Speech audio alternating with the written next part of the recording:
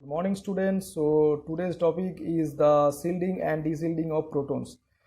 First of all, I would like to give a brief introduction about this because when we discuss about the principle of NMR spectroscopy, we always mention that for a bare proton, we always give the example of a bare proton. Means a bare proton is a hypothetical concept because it doesn't exist as a bare proton.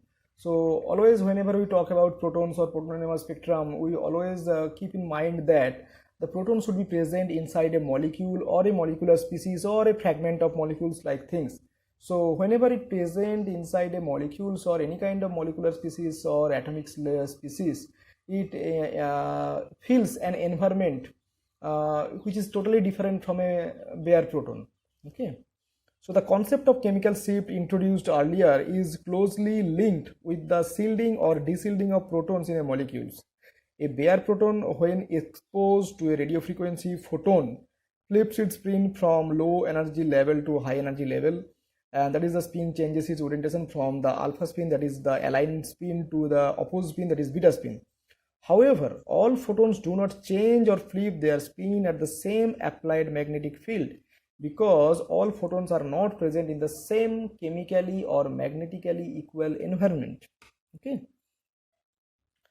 At the same applied magnetic field because their energy depend however, all photons do not change or flip their spin at the same applied magnetic field because they are energy dependent upon the chemical environment of the photon.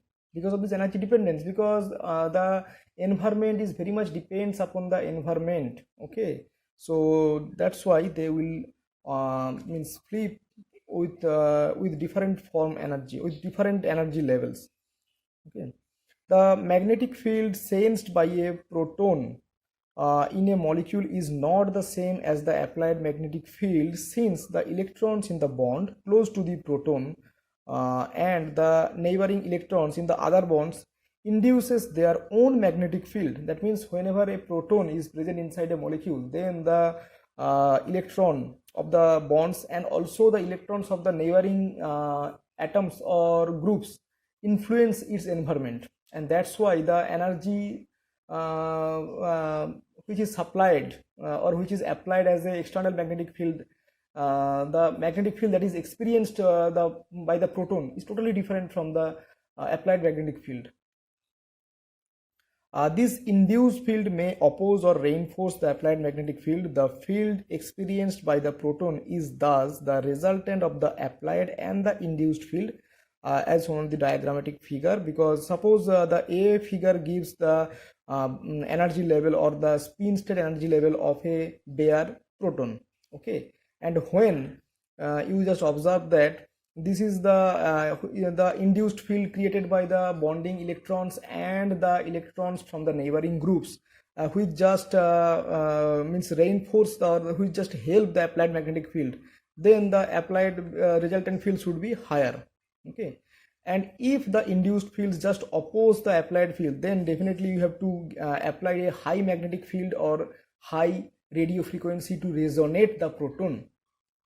So when two fields reinforce as shown in figure B, a smaller field must be applied to flip the proton spin. Such a proton is said to be deshielded. That means when the induced field helps the magnetic field to resonate at a low radio frequency, then we can say that the proton is deshielded condition, and such a proton is said to be deshielded and absorb more downfield, that is lower magnetic field strength. More downfield means we got in the spectrum higher delta value. On the other hand, when the field oppose as shown in figure C, that means here, a stronger field must be applied to resonate the proton, and the proton is now shielded and absorb more upfield. More upfield means you have to apply a higher radio frequency strength to resonate the proton, and that's why we got a low value of chemical shift, that is delta. Because we can remind the formula of delta equal to frequency of the sample minus frequency of the standard divided by the frequency of the instrument frequency is fixed, but the whatever frequency experienced by the sample is now changed. Because of that, you get a lower value of delta. Okay,